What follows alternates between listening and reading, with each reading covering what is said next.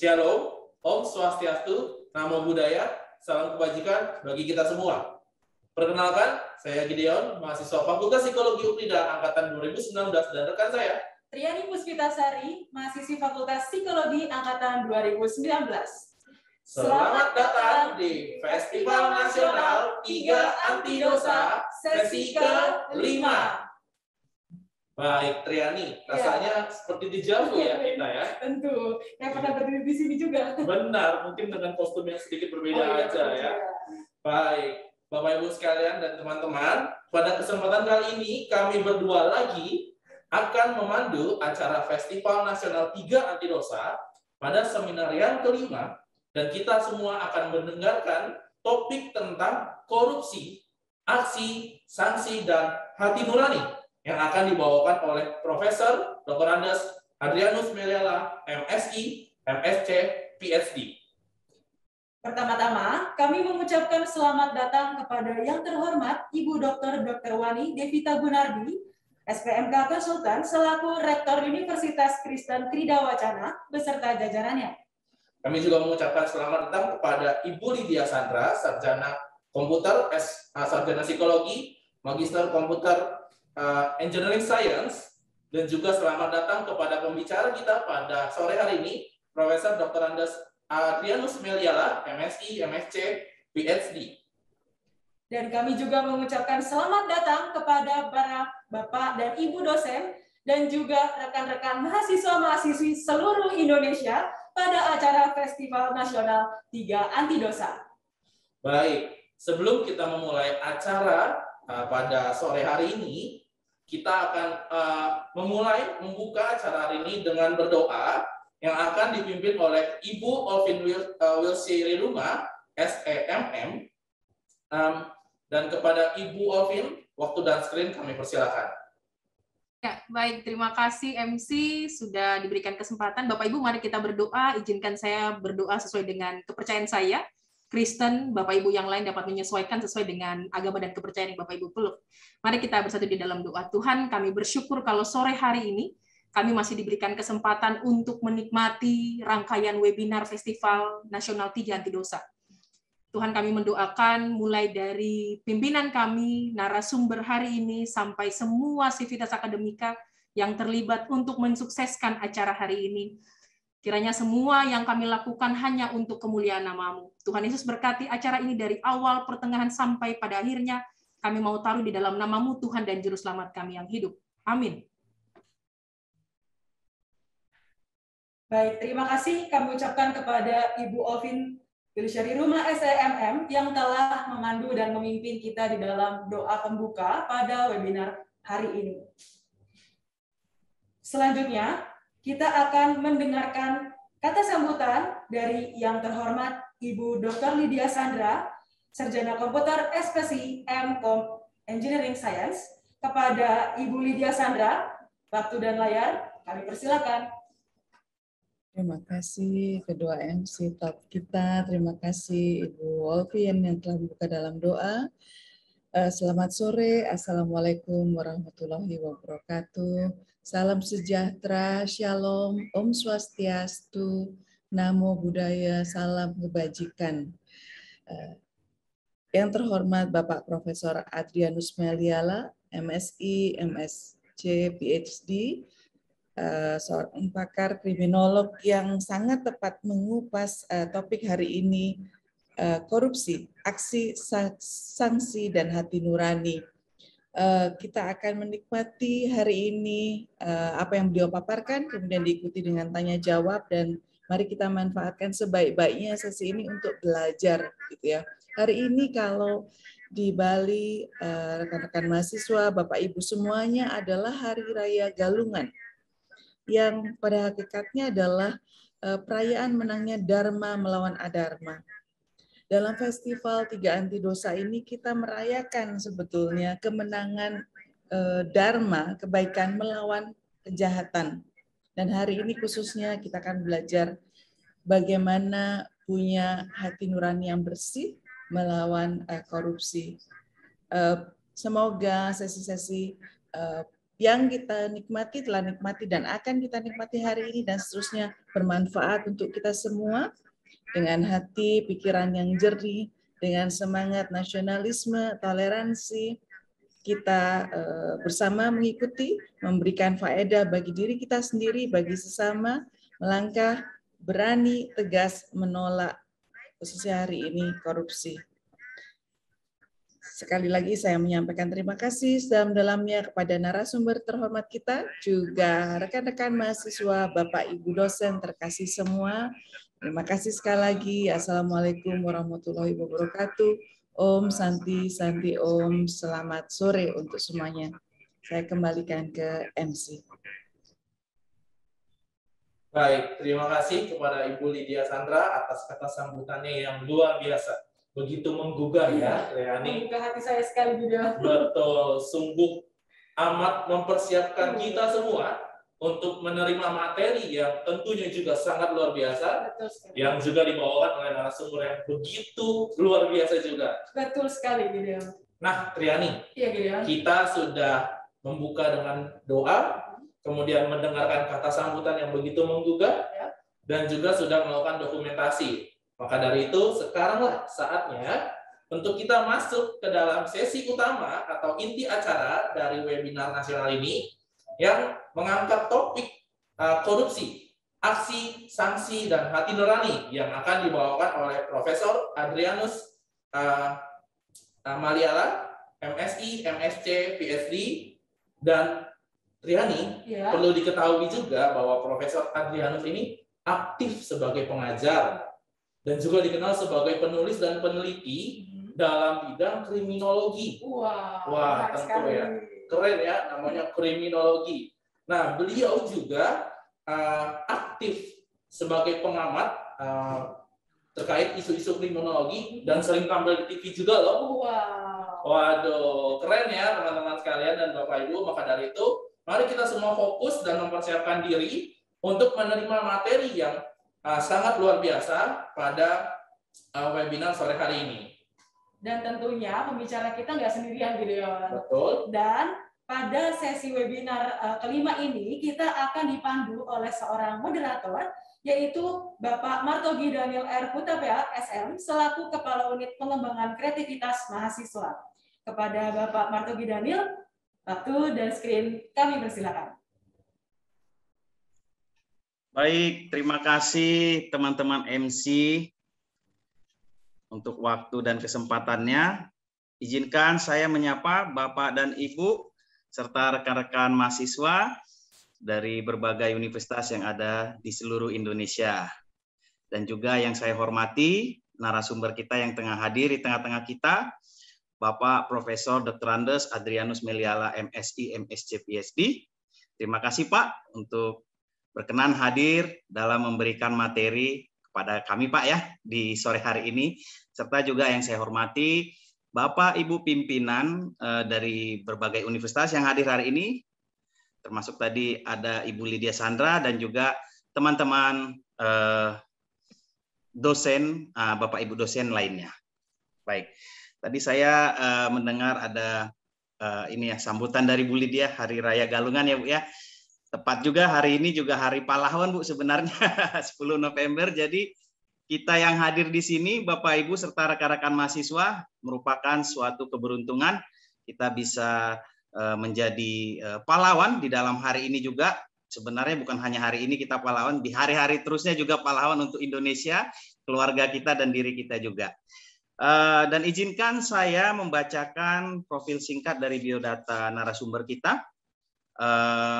Bapak Profesor Dr. Andes Adrianus Meliala menyelesaikan pendidikan sarjananya dari Universitas Indonesia dan juga mendapatkan gelar pascasarjana dari Universitas Indonesia dan juga mendapatkan gelar Master of Science dari Manchester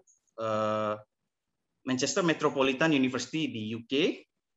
Lalu juga beliau menyelesaikan pendidikan S3-nya dari University of Queensland, Australia.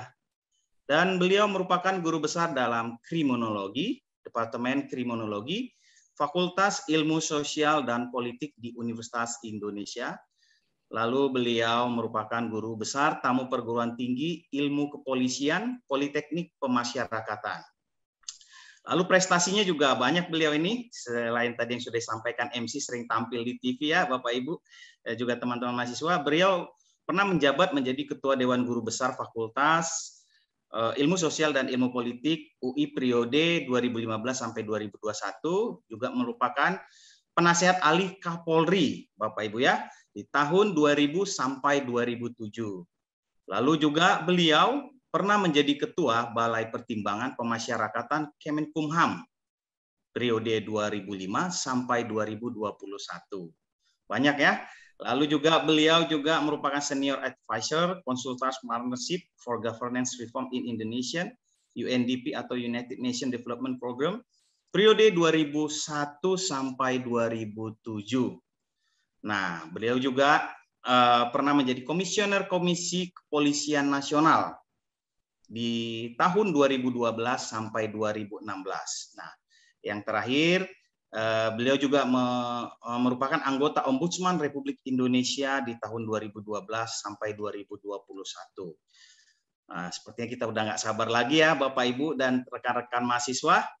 Untuk itu kami mengundang Bapak Profesor Dr. Andus Adrianus Meliala, MSI, MSc, PhD. Dengan hormat Bapak, untuk waktu dan screen-nya kami persilakan Bapak. Terima kasih. Terima kasih. Yang mau operasikan screen siapa? Saya atau dari Ukrida? Oh iya. Baik Bapak, mungkin teman-teman panitia boleh dibantu untuk share screen? Ya, sudah kelihatan Bapak. Monggo Pak. Baik, terima kasih. Yang saya hormati Ibu Lydia Sandra, Ibu Olvin, Pak Moderator, Pak Daniel. Demikian juga saya tadi melihat mungkin beberapa dosen hadir dan kemudian juga para mahasiswa yang hadir dalam kesempatan ini. Selamat sore, salam sejahtera bagi kita semua. Assalamualaikum warahmatullahi wabarakatuh. Salve. Saya dihubungi oleh Ibu Lydia Sandra untuk bicara dalam kesempatan ini, dan saya harus bilang iya. Kenapa? Karena ya tentu topiknya menarik dan juga menurut saya inovatif ini. Ya, festival nasional, ya, itu aja sudah menarik. Lalu kemudian sebutannya 3 anti dosa, itu juga satu hal yang apa nih gitu ya. Tapi juga terlebih karena saya memiliki hubungan dengan Ibu Lydia Sandra, ya, yang bersangkutan adalah mantan bimbingan yang paling cerdas yang pernah saya temui. Ya, sekarang sudah menjadi sejawat dosen bersama-sama saya, dan saya harapkan Bu Lydia pada saatnya nanti juga bisa menjadi guru besar, ya, seperti halnya saya selaku seniornya. Ya. Nah, saudara sekalian, terkait dengan topik korupsi, aksi sanksi hati nurani, ini satu topik yang berat ini. Nanti saya dalam hal ini akan memberikan penjelasan tentang 10 teori kriminologi. Nah, lihatlah nanti di situ dalam setiap teori tersebut ada dimensi aksinya, ada dimensi sanksinya, dan ada dimensi hati nuraninya. Silakan mahasiswa kemudian melihat satu persatu. Jadi judulnya adalah penjelasan 10 teori kriminologi, perihal bagaimana korupsi terjadi dan mengapa orang melakukan korupsi. Karena sekalian memang korupsi adalah salah satu penyakit terbesar Indonesia ya. Konon katanya kalau bangsa ini tidak mengenal penyakit ini, maka sebetulnya kesejahteraan kita sebagai bangsa setelah 70 sekian tahun merdeka bisa 2 kali lipat daripada yang sekarang. Sayang sekali kemudian korupsi kemudian melanda dan bahkan membudaya, maka kemudian lalu kita menjadi seperti yang sekarang ini. Sudah untung kita bisa menjadi seperti yang sekarang ini. Pertanyaannya bahwa siapakah pelakunya? Mengapa orang melakukannya? Apa tujuannya? Nah, di sini kemudian kita berada pada situasi agak membingungkan. Kalau kita bicara mengenai bahwa pelakunya adalah orang yang miskin, tidak juga. Orang yang membutuhkan, tidak juga. Orang yang tidak punya apa-apa, tidak juga. Orang yang tidak tahu tentang satu masalah, tidak juga. Jadi dengan kata lain, korupsi Indonesia memang korupsi yang bisa dikatakan sebagai sebagai gurita, ya, dengan 1000 tentacles, ya. Dengan kata lain, pada kondisi macam-macam pun dia bisa tumbuh dan hidup. Nah, untuk itu maka melalui 10 teori kriminologi ini, saya harapkan lalu kemudian kita bisa cukup jelas mengenai mengapa korupsi di Indonesia bisa menjadi seperti sekarang ini. Lanjut. Sebelumnya saya ingin serba cepat ya bicara soal apa itu disiplin kriminologi. Jadi kriminologi adalah salah satu disiplin dalam ilmu sosial. Saya tekankan ilmu sosial, jadi kriminologi bukanlah derivat dari ilmu hukum. Kalau ilmu hukum itu bicaranya normatif. Ya. Sepanjang ada dalam undang-undang, ada dalam peraturan, maka itulah hukum. Tapi ketika bicara mengenai kriminologi, pendekatannya adalah ilmu sosial. Apa yang hidup dalam masyarakat, apa yang tidak hidup dalam masyarakat. Nah, maka lalu melahirkan apa itu yang kita sebut sebagai kejahatan dan penyimpangan. Nah, kami kemudian mempelajarinya, mengungkapnya dari sudut kejahatannya sendiri, pelaku, korban, dan reaksi terhadap ketiganya. Bicara soal reaksi, itu kita bisa bagi dua, ya rekan-rekan sekalian. Ada reaksi yang bersifat formal, yang dilakukan oleh negara melalui instansi-instansi pencegahan maupun instansi-instansi yang bertugas menindak, seperti kepolisian, kejaksaan, KPK, gitu ya. Namun juga ada reaksi yang bersifat informal, ya ketika masyarakat, keluarga, komunitas, atau misalnya gereja misalnya, itu lalu bereaksi negatif terhadap korupsi, dan kemudian lalu dengan berbagai macam cara mencegah agar jangan sampai warganya, komunitasnya, jemaatnya, anggota keluarganya untuk tidak terlibat. Itulah yang kita sebut sebagai reaksi informal. Nah, untuk itu maka terkait dengan korupsi, maka terdapat berbagai teori kriminologi yang menyediakan jawaban perihal bagaimana kejahatan korupsi terjadi dan mengapa orang berbuat kejahatan korupsi. Pada konteks ketiganya terdapat dimensi aksi, sanksi, dan hati nurani. Lanjut. Yang pertama adalah teori imitasi. Saya dalam ini mencoba untuk memakai teori yang pertama-tama paling tua dulu, tapi bila dibilang paling tua, tapi ternyata terus berlaku, ya, terus ada relevansinya dengan situasi dewasa ini. Teori imitasi itu pertama kali dicetuskan oleh Tarde tahun 1910, udah tua banget, tapi jangan lupa bahwa walaupun tua, tetap kemudian relevan. Mengapa? Karena kita bicara mengenai orang yang biasa meniru orang lain, imitating, ya, meniru. Ya, awalnya dalam hal ini ya kejahatan ditiru sebagai gaya, sebagai model, sebagai sesuatu yang, funky nih gitu ya. Tapi lama-lama menjadi terbiasa, menjadi nyaman untuk kemudian dijadikan sebagai bukan lagi sebagai sesuatu yang ditiru dan sekali-sekali tidak ditiru, tapi menjadi sesuatu yang kemudian melekat pada diri sendiri. Ya. Korupsi dengan demikian dalam konteks teori ini adalah perilaku yang ditiru. Ya. Jadi lepaskanlah soal adanya mindset, adanya bakat, adanya perintah, tidak. Tapi ini adalah simply perilaku yang ditiru. Ya, anak buah meniru atasan, mahasiswa meniru dosen, dan seterusnya. Ya, dan kemudian lalu menjiplaknya dalam konteksnya masing-masing. Lanjut. Untuk itu maka kalau kita bicara mengenai konteks di dalam keluarga, itulah sebetulnya proses peniruan yang paling banyak terjadi, dan memang seyogianya dalam keluarga itulah yang memang seyogianya itu diterapkan. Ya, anak meniru orang tuanya.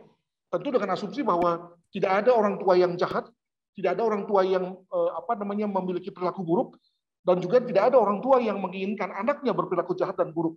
Maka jadikanlah orang tua menjadi sumber imitasi dari anak, ya.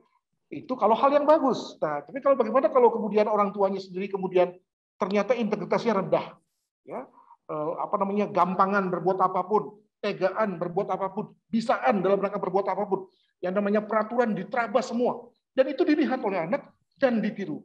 Nah, maka jadilah rendah integritas orang tua, rendah pula integritas anak muda. Ya, children see, children do.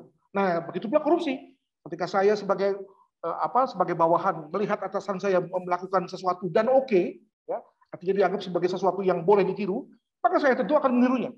Sesimpel itu. Terus sekalian, itulah teori yang pertama. Lanjut. Yang kedua, teori Lombroso. Ya, Lombroso ini mungkin sudah pernah dengar ya, terutama teman-teman yang berasal dari fakultas hukum, mungkin juga dari psikologi, pernah mendengar teori Lombroso ini yang dikeluarkan oleh Cesare Lombroso tahun 20-an. Teori ini berbicara soal bahwa ada hubungan antara bentuk wajah dan penampilan fisik lainnya. Jadi kalau wajahnya buruk, maka jangan-jangan perilakunya juga buruk. Begitu.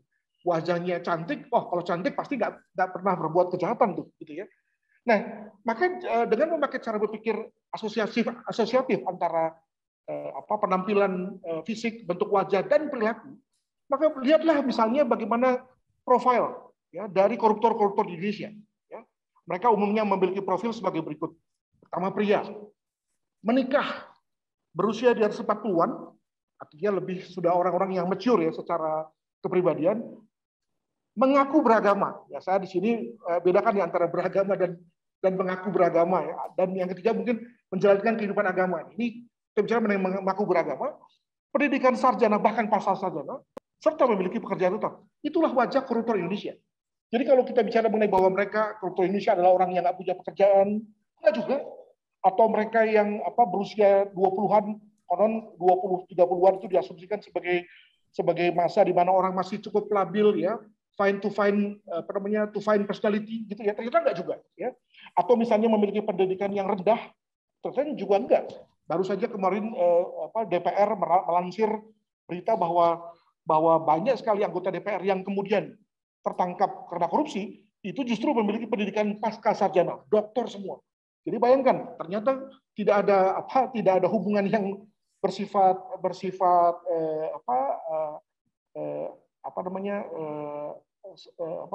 berbalik ya antara semakin tinggi pendidikan dan harusnya semakin rendah pula kemauan untuk melakukan korupsi. Lanjut.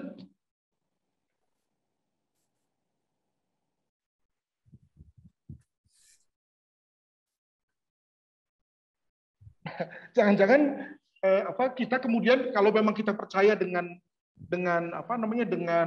cara berpikir seperti itu, maka lalu kemudian kita akan meramal orang, memperlakukan orang terkait dengan ciri-ciri fisik dan penampilan.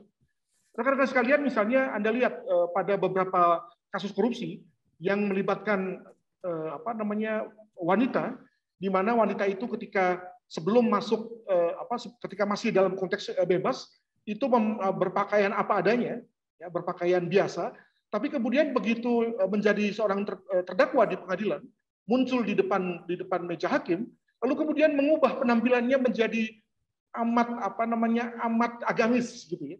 Nah, ini kan sebetulnya memakai cara berpikir anti Lombroso ya. Jadi kalau misalnya kita berpikir bahwa ada hubungan antara penampilan dan perilaku, maka dengan orang itu lalu menampilkan perilaku-perilaku yang seolah-olah agamis itu, maka kemudian lalu itu sebetulnya sejalan juga dengan Lombrosian, tapi kemudian yang dicari adalah antinya.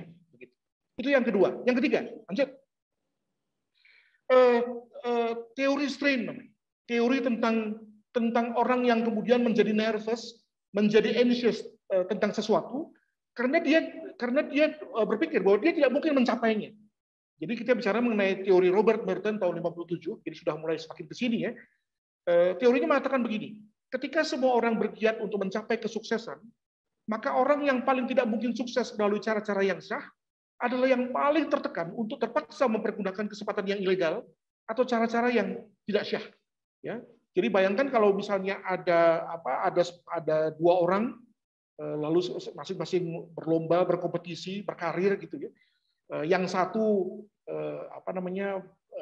dipastikan dapat mencapai hal-hal yang diinginkannya, dan yang kedua karena kekurangan pendidikan, kekurangan motivasi bekerja, mungkin juga kekurangan akses, kekurangan knowledge dan seterusnya, maka lalu kemungkinan akan sulit sekali mencapai apa yang diharapkan itu. Maka kemudian yang kedua ini lalu kemudian cenderung untuk kemudian menggunakan cara-cara yang ilegal atau cara-cara yang tidak syah. Ya, itulah cara berpikir dari Merton.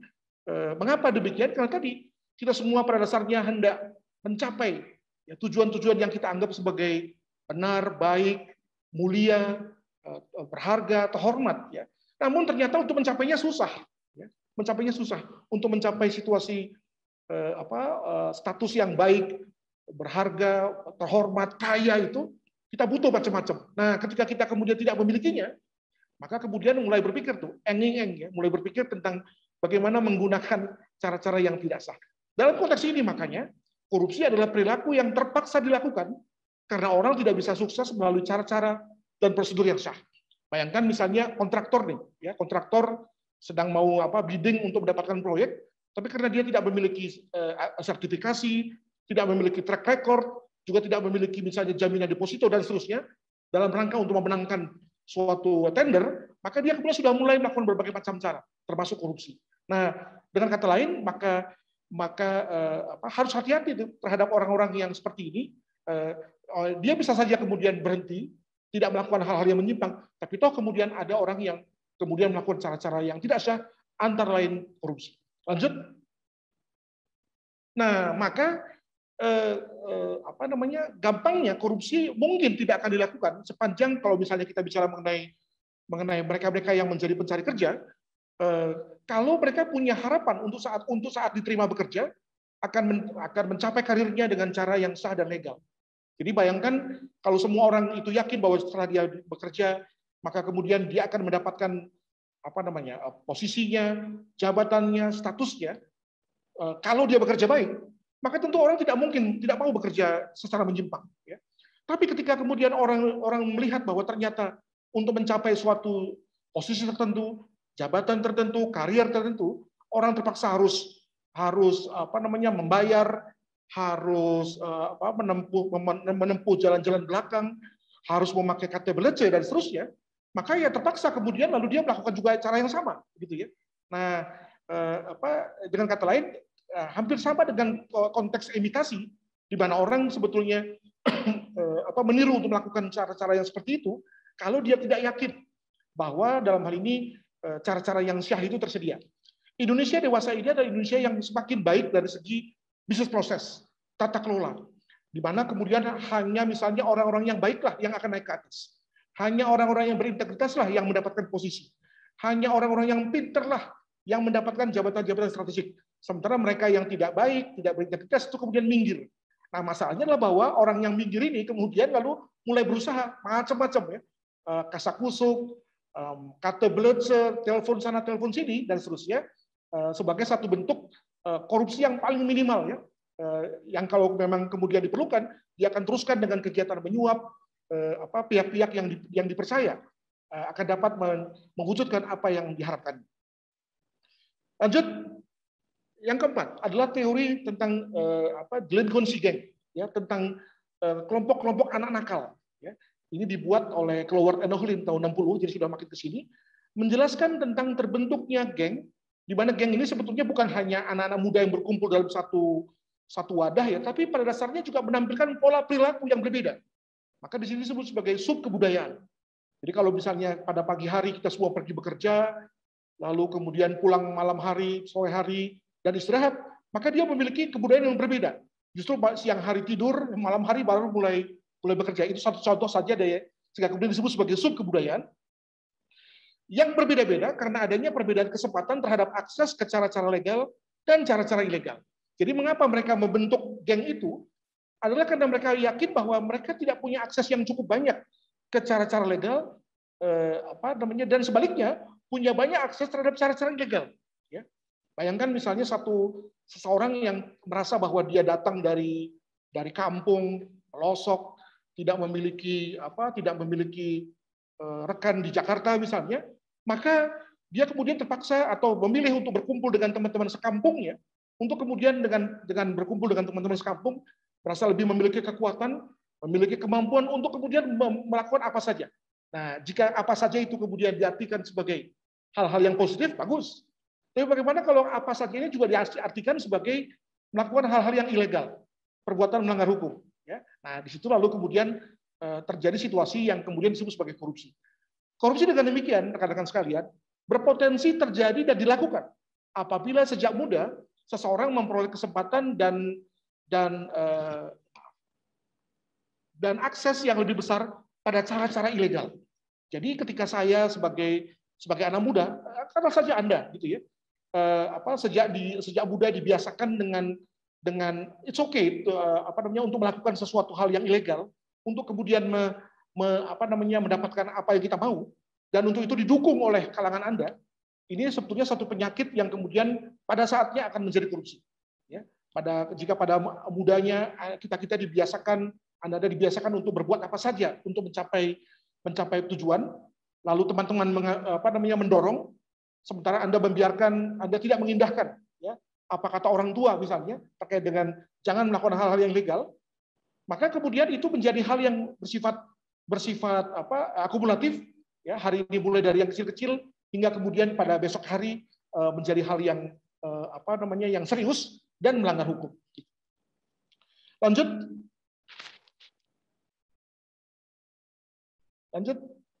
Nah, untuk itu kalau kita bicara mengenai teori gang delinquency, maka dalam hal ini tadi kita selalu mulai dari awal ketika seorang anak itu menjadi seorang anak yang nakal, anak yang delinquent. Tentu dalam konteks itu yang tadi saya katakan dia lalu memiliki pilihan untuk berbuat legal atau tidak legal, dan dalam hal ini kemudian si anak ini memilih berbuat legal karena didorong oleh lingkungannya, didorong oleh teman permainannya, dan tidak mengindahkan apa kata orang tuanya. Nah, pada beberapa tahun kemudian anak ini kemudian menjadi besar, menjadi dewasa muda, ya, dewasa muda, dan kemudian dia mulai terlibat pada berbagai kegiatan yang kita sebut sebagai kegiatan preman atau premanisme. Nah, dia lalu mulai masuk pada kegiatan melanggar hukum yang lebih serius, dan sekali lagi itu terbuka. Ya, dia berada pada posisi memilih menjadi preman atau tidak, tapi kemudian dia tetap memilih menjadi preman. Dan ketika dia kemudian sudah mulai lebih tua lagi, ya, pada usia 30 misalnya, maka lalu kemudian tersedia lagi beberapa kesempatan untuk itu, ya, di mana dia bisa menjadi aktivis ormas, aktivis parpol, ya, di mana sekali lagi tersedia kemungkinan untuk berbuat legal dan ilegal. Nah, sekali lagi karena dia sudah terbiasa untuk melakukan hal-hal yang legal, didukung oleh teman-temannya, dia juga menutup kata hatinya dari orang-orang yang kita sebut sebagai significant others, yakni orang tua, maka kemudian lalu dia terbiasa melakukan itu, dan itulah yang kita sebut sebagai korupsi. Maka itulah yang kemudian bisa menjelaskan rekan-rekan sekalian, misalnya mengapa ada anggota parlemen yang juga koruptor. Ya. Jadi bayangkan, tentu dalam hal ini anggota parlemen bisa saja korupsi, bisa saja. Tapi kalau kemudian Anda misalnya bisa memahami gaji seorang anggota DPR misalnya, yang sekitar 80 sampai 120 juta rupiah, maka rasanya itu akan lebih mudah dilakukan, akan lebih kondusif dilakukan jika seorang anggota parlemen ini telah memiliki jejak sebelumnya, jejak sebagai seorang anak nakal, berkembang menjadi preman, berkembang menjadi aktivis ormas, dan dibiasakan untuk hidup dalam situasi seperti itu. Maka once dia menjadi anggota parlemen, ya, bahkan nggak usah nunggu 2 tahun, 3 tahun, bahkan pada tahun pertama pun sudah tertangkap, gitu ya. Maka itu pasti ada jejak di belakangnya terkait dengan situasi gang delinquent yang tadi saya katakan. Mari kita masuk ke teori yang kelima, yakni teori kejahatan kerah putih. Dalam hal ini tentu saja bukan kita bicara mengenai orang yang berkerah putih, ya, atau teori ketika orang berbuat kejahatan yang khusus hanya ketika kita memakai kerah putih, tapi sebetulnya kita bicara mengenai kejahatan yang dilakukan oleh orang-orang dengan jabatan, khususnya jabatan tinggi, ya, manajer ke atas, direktur, pimpinan instansi, dan seterusnya. Teori ini untuk pengetahuan Anda sekalian itu diciptakan oleh Sutherland tahun 60-an, ya, yang bicara soal bahwa kejahatan tertentu cenderung dilakukan oleh orang dengan jabatan yang tinggi dan dilakukan dalam rangka jabatannya tadi. Jadi dua nih pendekatannya. Pertama adalah dilakukan oleh orang dengan jabatan yang tinggi dan dilakukan dalam rangka jabatannya tadi. Jadi sebagai contoh misalnya saya mengambil contoh di lingkungan kampus, misalnya rektor lah. Rektor itu boleh dibilang sebagai orang dengan jabatan yang tinggi, dan kemudian lalu melakukan perbuatan melanggar hukum, perbuatan jahat dalam rangka jabatannya. Jadi misalnya mengubah nilai atau menggelapkan anggaran dari universitas. Misalnya. Nah, tentu ketika itu lalu kemudian disebut sebagai kejahatan kerah putih. Tapi kalau sang rektor ini kemudian misalnya membunuh, tentu kan pembunuhan tidak pernah ada kaitannya dengan jabatan, ya. Maka tentu dalam hal ini tidak bisa dikatakan sebagai kejahatan kerah putih. Dengan kata lain dalam hal ini maka teori kejahatan kerah putih itu berjalan jika korupsi dilakukan oleh kalangan tadi, ya, dengan memiliki jabatan tinggi dan dilakukan dalam rangka jabatannya, di mana dengan demikian maka korupsi dapat disebut sebagai kejahatan elitis, ya. Tidak semua orang bisa melakukannya. Mengapa? Karena memang harus ada bracket tadi, yakni yang didukung oleh jabatannya tadi. Nah, teman-teman sekalian, maka umumnya kita melihat korupsi di Indonesia dalam konteks teori ini. Ya, makanya kemudian lalu kegiatan pencegahan dari KPK, Kejaksaan Agung, demikian juga kepolisian itu lebih fokus kepada yang nomor 5 ini. Demikian juga dalam rangka sanksinya, maka cenderung untuk kemudian dipakai jalan berpikir begini. Mengingat Anda adalah orang yang sudah memiliki jabatan tinggi dan melakukan korupsi dalam rangka jabatan, maka kemudian Anda mendapatkan hukuman lebih berat daripada yang lain. Itu saya pikir bukan satu jalan berpikir yang salah, tapi tidak cukup. Kenapa? Karena sebetulnya ada proses-proses yang sebagaimana saya gambarkan dalam teori yang 1 sampai ke-4, di mana sebetulnya ada jejak ya yang menjadikan orang sebelum menjadi seorang pejabat tinggi itu sudah punya bakat, sudah punya bekal untuk melakukan aksi berupa korupsi. Lanjut. Nah, di sini saya mengambil foto seorang yang dalam posisinya sebagai seorang wakil ketua Mahkamah Konstitusi. Ya.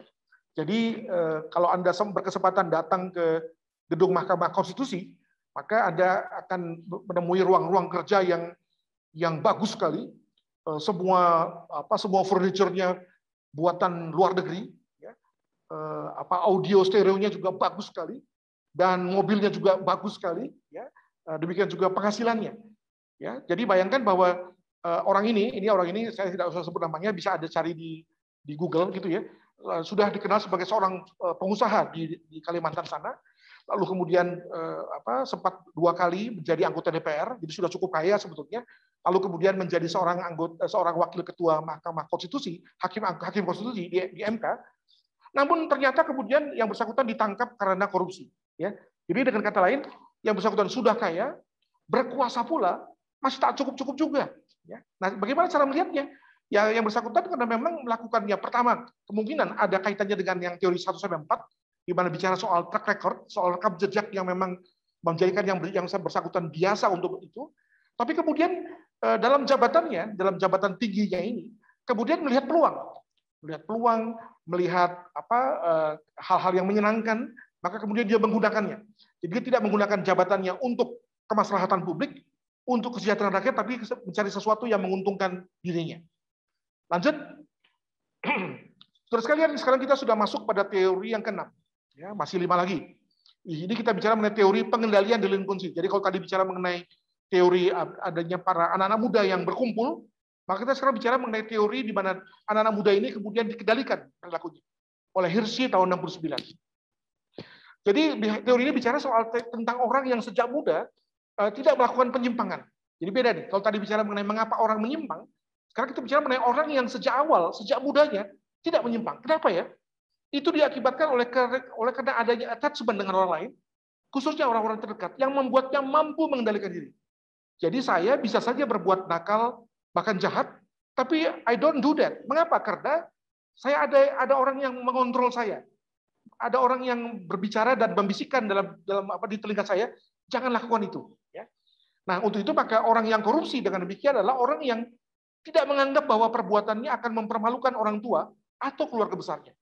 Orang tua atau keluarga besarnya tidak mengikat dirinya untuk tidak melanggar hukum. Mengapa saya sebut orang tua atau keluarga besar? Karena memang dalam banyak hal, orang tua lah, khususnya ibu ya, menjadi pihak yang paling bisa menekan kita, menahan kita untuk tidak berbuat melanggar hukum. Ya. Orang tua lah, khususnya ibu yang kemudian paling sering membisikkan kita. Jangan lakukan nak, karena kalau lakukan itu, kau akan membuat malu bapak dan ibumu. Nah, dengan kata lain, kalau kita bicara mengenai orang yang korupsi, maka mungkin sekali adalah orang-orang yang memang tidak pernah mau mendengar kata hati itu, tidak pernah mau mendengar bisikan itu, dan tidak peduli bahwa kemudian dengan tindakan itu dia akan membuat orang tuanya malu, keluarga besarnya malu, bahkan mungkin lingkungan adatnya malu. Yang penting aku senang, yang penting aku kaya, ya dengan uang hasil korupsi tersebut. Lanjut. Jadi dengan kata lain, kalau kita percaya dalam hal ini, nah di sini karena di sini ada juga Bu Lydia dari teman-teman Fakultas Psikologi, gitu ya. Kita cukup yakin bahwa family bonding itu penting, ya. Tapi ternyata itu tidak berjalan bagi beberapa orang, ya. Ya tadi bagi koruptor tadi, ternyata kalau family bonding itu pasti membuat orang itu kemudian tertangkal untuk berbuat yang menyimpang karena tadi mamah atau ibu tidak melakukan itu, papa atau bapak tidak menyarankan itu. Nah, bagi orang-orang seperti para pelaku koruptor ini nggak peduli dia. Yang penting adalah saya senang, saya punya harta meningkat ya. Soal kemudian orang tua malu itu soal yang kedua atau bahkan mungkin tidak menjadi soal sama sekali. Nah, bayangkan bahwa kalau kita kembali pada topik mengenai hati nurani, maka ya tentu dalam hal ini hati nurani tidak berjalan sama sekali pada diri pelakunya. Lanjut.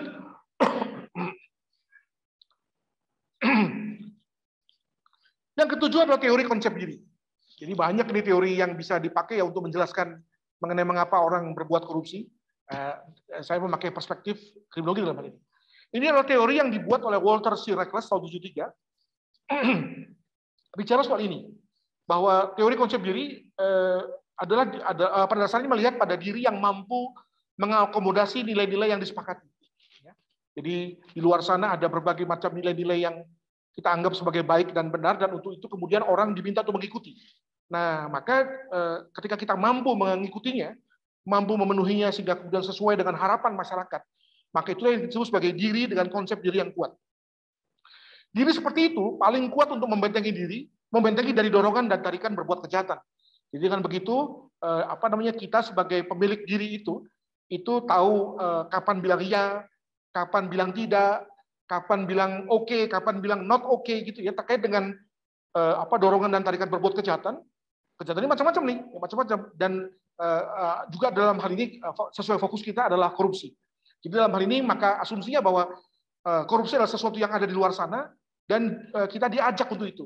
Nah, kalau kita punya konsep diri yang kuat, tahu perihal mana yang baik, mana yang benar, mana yang salah, mana melanggar hukum, maka kita kemudian berada pada posisi mampu untuk mengatakan tidak.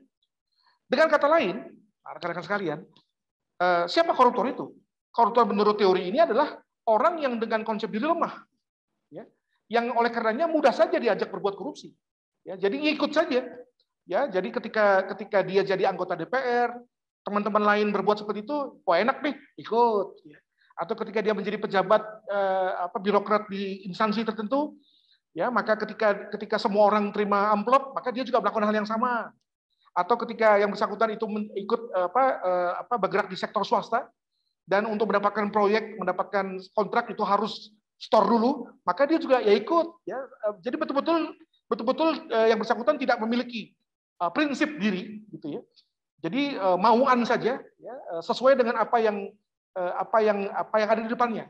Ya tentu ini bukan sesuatu yang kita harapkan ya, dan ini juga bukan tujuan pendidikan dalam hal ini, sebab justru tujuan pendidikan adalah menghasilkan orang-orang berkarakter, ya, masuk berkarakter, dan mungkin dalam konteks Ukrida adalah masuk berkarakter yang juga kemudian diterangi dengan prinsip-prinsip Kristiani, dan ini sama sekali bukan sesuatu yang sejalan dengan prinsip-prinsip Kristiani tersebut. Lanjut. Jadi kalau kita bicara mengenai konsep diri, maka kalau memakai cara berpikir psikologi, maka dia konsep diri itu di mana diketahuinya? Ya, sesuai dengan pendidikan psikologi, maka kita berusaha untuk memahami diri kita dengan pertama-tama melihat diri kita sebagaimana terlihat di kaca, ya, di kaca hias, gitu ya, di mana kalau kemudian kita bangga dengan diri kita, ya, maka itulah kita. Ya. Kalau kita menjadi orang yang selalu menggerutu dengan fisik kita, dengan wah ini kok pipi saya kebesaran atau ketebalan, hidung saya kebesaran, telinga saya kekecilan, gitu ya, selalu merasa ada yang kurang dengan diri kita, maka pada dasarnya itulah satu contoh konteks di mana kita melihat diri kita secara negatif. Nah, demikian juga ketika menghadapi putusan-putusan yang dilematis tadi, ketika kemudian kita merasa bahwa oke saja, tidak ada yang salah dengan menempuh putusan-putusan yang dilematis, khususnya yang kemudian melanggar hukum, maka itu juga sebetulnya wajah kita, sebagaimana terpantul dalam cermin, ya, yang sering kita lakukan, yang sering kita hadapi pada pagi hari misalnya. Lanjut. Nah, sekarang kita masuk pada teori ke-8. Jadi sabar ya, sudah ke-8 nih, tinggal 2 lagi. Teori social reality of crime atau realitas sosial kejahatan ini dibuat oleh Richard Queenie tahun 74, jadi sudah makin ke sini ya. Di mana teori ini mengatakan begini. Realitas kejahatan itu dikonstruksikan bagi kita dan cenderung kita terima sebagai seharusnya. Jadi kejahatan itu sebetulnya adalah hasil konstruksi. kita sendiri yang membayangkan bahwa itulah kejahatan. Jadi ada cerita misalnya ketika atau rekan-rekan itu misalnya ditodong di jalan, ditodong gitu ya. Tapi kemudian Anda mentertawakan pelaku dengan kata lain tidak percaya bahwa itu adalah satu kejahatan, maka kejahatan itu tak terjadi. Sang pelaku mungkin akan lebih baik pergi saja mencari korban yang lain yang memang melihat tindakan itu kemudian sama-sama dimengerti sebagai kejahatan. Begitulah. Jadi dengan kata lain kejahatan pun sesuatu yang perlu konstruksi. Selanjutnya kita memberikan hak kepada pihak yang berkuasa untuk melakukan tindakan yang sebenarnya lebih mencerminkan kepentingannya. Jadi dalam hal ini soal korupsi atau tidak korupsi itu sesuatu yang amat politis ya, amat kalau politik itu dikaitkan dengan kepentingan, maka sesuatu yang dikatakan sebagai korupsi itu amat terkait dengan siapa yang dirugikan, siapa yang diuntungkan dengan satu perbuatan. Mengapa saya mengambil contoh ini rekan-rekan sekalian? Karena sepanjang sejarah korupsi di Indonesia, ternyata kita juga bisa melihat gampang sekali kita menemukan hal seperti itu, di mana ada kasus yang sudah jelas-jelas merugikan keuangan negara, tapi tidak ditegakkan. Ada kasus yang dilakukan tidak mungkin dilakukan oleh satu orang, tapi ternyata yang kemudian dibawa ke depan hukum itu hanya satu orang. Bagaimana menjelaskannya? Ada pula misalnya kasus yang tidak ada unsur kerugian negaranya, tapi kemudian dibawa ke depan pengadilan dengan sangkaan korupsi. Bagaimana memahaminya? Cara memahaminya gampang saja, saudara sekalian, rekan-rekan, bahwa ini semua soal kekuasaan, soal kepentingan, ya, soal siapa yang dirugikan dan siapa yang diuntungkan. Jadi sebagai contoh misalnya kalau kita bicara mengenai masa Orde Baru dulu, periode antara 66 hingga tahun 1998 di mana Presiden Soeharto berkuasa, maka kalau Anda menyentuh kepentingan keluarga cendana dalam hal ini, maka hampir bisa dipastikan Anda akan dikenakan sangkaan korupsi. Sementara kalau tidak menyentuh kepentingan keluarga cendana, maka lain ceritanya. Gitu ya. Jadi dengan kata lain, korupsi itu adalah sesuatu yang tergantung kita. Kita mau konstruksikan sebagai korupsi atau tidak, itu tergantung kita. Korupsi dengan demikian adalah suatu risiko yang seharusnya kita terima karena kita memberikan kekuasaan kepada orang-orang tertentu yang lalu berperilaku sesuai dengan kepentingan sendiri. Ya, jadi dalam hal ini cara berpikir dunia hukum ya, yang mengasumsikan bahwa hukum itu seperti dewi keadilan yang menghunus pedang di sebelah kiri dan memasang timbangan di sebelah kanan, sementara dirinya sendiri kemudian ditutupi dengan sebilah kain ya, yang mengatakan bahwa dia tidak melihat siapapun yang ada di depannya, itu ternyata tidak benar. Dalam hal ini maka hukum sebetulnya melihat-lihat siapa yang datang kepadanya, apakah ini orang berkuasa, orang penting dan seterusnya. Nah, ini juga kemudian dimanfaatkan oleh para koruptor Indonesia, ya, karena dia tahu bahwa dia sedang menjabat, sedang berkuasa, punya pengaruh, maka dia yakin bahwa kalaupun dia berbuat korupsi, maka kemudian dia akan bebas lepas dari kejaran hukum. Nah, hukum juga mengatakan bahwa oke ya, pada saat Anda menjabat, Anda bisa bebas dari kejaran. Dan begitu Anda kemudian pensiun, lepas dari kewenangan, Anda menjadi orang dewasa lagi, maka kemudian hukum bekerja menangkap Anda. Nah, itulah cara bekerja berbasis pada teori data sosial kejahatan. Lanjut. Nah, untuk itu maka ini contoh yang paling bagus nih. Ya, ini adalah wajah dari Nazarudin, bendahara Partai Demokrat, yang pada saat dia menjadi anggota DPR itu betul-betul menggunakan kewenangannya sebagai anggota DPR dalam rangka meminta jatah dari berbagai instansi ya yang hendak ditambah anggarannya ya. Dan dia yakin bahwa karena dalam hal itu yang berkuasa adalah pemerintah SBY ya, Demokrat juga, maka dia amat yakin dia tidak akan tersentuh oleh hukum ya. Dan memang benar bahwa selama Pak SBY menjabat, yang bersangkutan itu kemudian bisa bebas. Nah, begitu rejim berganti, barulah kemudian yang bersangkutan sekarang mendekam di penjara. Ya, sekali lagi ini soal politik ya, yang di mana pelakunya memanfaatkan betul kesempatan itu untuk kepentingannya, ya, karena mengetahui bahwa politik itu kemudian bisa mengalahkan hukum dan soal-soal kebenaran itu menjadi hal yang dinomorduakan. Lanjut. Nah, sekarang kita bicara mengenai yang ke-9, adalah teori konflik budaya. Dalam hal ini budaya itu saya pakai apostrof ya, mahasiswa sekalian. Artinya kita tidak bicara mengenai budaya dalam artian antropologis ya, atau dalam artian etnografis tidak, tapi dalam konteks cara kerja kita, kebiasaan kita yang sudah menjadi semacam budaya juga. Nah, ini teorinya disebutkan oleh Volt tahun 80-an, di mana melihat bahwa kejahatan tidak sebetulnya terlalu terkait dengan siapa yang benar atau salah. Ya. Tapi persoalannya adalah siapa yang akhirnya memenangkannya. Jadi ketika yang memenangkannya saya, dan saya ini sedang berkuasa, saya ini sedang menjabat, saya ini adalah atasan, maka apa yang saya lakukan bukan korupsi. Sementara kalau saya sedang tidak menjabat misalnya, atau saya kalah, atau saya sudah pensiun, maka itu korupsi. Jadi tergantung betul pada siapanya. Terdapat sejumlah kejahatan yang dapat dibenarkan guna mencapai perubahan tertentu. Jadi bayangkan dalam hal ini rekan-rekan sekalian, korupsi dengan demikian berwarna struktural, berwarna politis. Ya. Jadi beda betul dengan kecenderungan teori-teori yang tadi saya katakan di nomor 1 sampai 5, di mana bicara soal latar belakang pergaulan, latar belakang perkembangan diri, bonding ya dengan keluarga dan seterusnya. Nah, pada konteks teori 789 ini itu amat berwarna struktural, ya, di mana korupsi menjadi satu hal yang amat terkait dengan kepentingan, amat terkait dengan dengan struktur di masyarakat, gitu ya, sehingga kemudian ada kemungkinan perbuatan yang sebetulnya sama, tapi karena dilakukan oleh orang-orang berbeda, maka kepada orang A disebut sebagai koruptor, sementara pada orang B tidak demikian. Korupsi dengan demikian, rekan-rekan sekalian, adalah sesuatu yang politis. Demikian pula pengungkapannya. Pengungkapan kasus korupsi memiliki latar belakang dan tujuan. Demikian pula jika ada kasus yang tidak terungkap atau diungkap. Anda mungkin misalnya pernah mendengar, saya yakin pernah mendengar ya soal kasus BLBI, misalnya. Ya, bantuan likuiditas Bank Indonesia, misalnya. Di mana itulah sebetulnya secara teori, secara kewenangan adalah sesuatu yang benar, sesuatu yang memang perlu dilakukan oleh Bank Indonesia pada saat itu, pada era 1995 ya dilakukan. Tapi kemudian diutak-atik oleh generasi berikutnya, sehingga kemudian orang-orang yang menjadi pelakunya kemudian harus masuk penjara.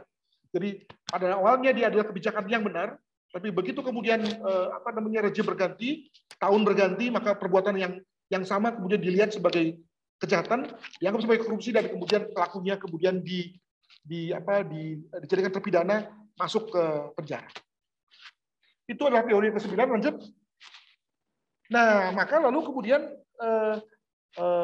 wajar kalau kemudian kita sebagai masyarakat ya sekalian bertanya, mengapa kasus yang ini terungkap dan yang itu tidak, gitu ya. Jadi sebagai contoh misalnya saya ambil sini contoh skandal Bank Senturi. Bank Senturi juga sebetulnya sesuatu yang di mana pemerintah sudah membuat satu langkah yang benar, ya, yakni karena Bank Senturi sudah memiliki banyak utang dan harus ditutup utangnya. Sebab kalau tidak lalu kemudian akan menyeret bank-bank yang lain untuk menjadi tidak sehat. Ya.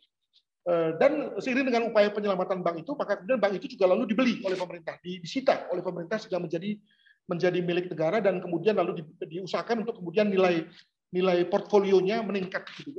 Nah, tapi toh ternyata hal itu kemudian dianggap sebagai salah, ya, sebagai sesuatu yang melanggar hukum. Itu satu. Yang kedua juga lebih menarik adalah bahwa ada begitu banyak pihak yang terlibat dalam rangka penyelamatan Bank Senturi, mulai dari Pak Wakil Presiden ketika itu, Pak Budiono, Menteri Keuangan, macam-macam. Tapi ternyata yang kemudian ditetapkan sebagai tersangka hanya 2 saja. Bayangkan satu perbuatan yang melibatkan uang negara sampai triliunan, masa kemudian hanya 2 orang saja yang ditetapkan sebagai tersangka? Ya ini berarti ada pilah-pilih ini. Ya dicari orang-orang yang dianggap sebagai aman untuk ditersangkakan, sehingga secara normatif itu dikatakan sebagai satu perbuatan pidana, dan yang lain-lainnya kemudian lalu menjadi bebas. Nah, maka menyadari itu rekan-rekan sekalian, jangan frustrasi ya. Dalam konteks ini maka korupsi itu sama sekali dekat sekali dengan politik ya. Dan bukan hanya soal moral, soal norma, soal kedekatan, bukan. Ini adalah soal politik. Sayang sekali Indonesia memang masih punya pengalaman soal korupsi dan politik ya. Walaupun juga harus saya katakan bahwa prevalensinya makin berkurang dari hari ke hari. Lanjut. Nah, terakhir adalah teori kontrol atau teori kendali. Ya. Jadi hal ini dieksplorasi oleh Williams tahun 92, di mana teori kontrol ini menjelaskan begini, bahwa sebagian besar hidup kita dihabiskan untuk mempelajari hal-hal apa yang diperbolehkan dan hal yang tidak untuk dilakukan. Ya. Individu dengan demikian dipersuasi untuk hidup dalam aturan. Jadi bayangkan ya rekan-rekan sekalian, Anda mau 1 tahun atau 2 tahun di TK, ya, atau mungkin juga di kindergarten gitu ya. Lalu kemudian 6 tahun di SD, 3 tahun SMP, 3 tahun SMA, dan 4 tahun atau 5 tahun di perguruan tinggi. Itulah waktu-waktu yang kita habiskan di mana telinga kita itu sesak, bahkan bludruk ya dengan berbagai macam omongan dari guru kita.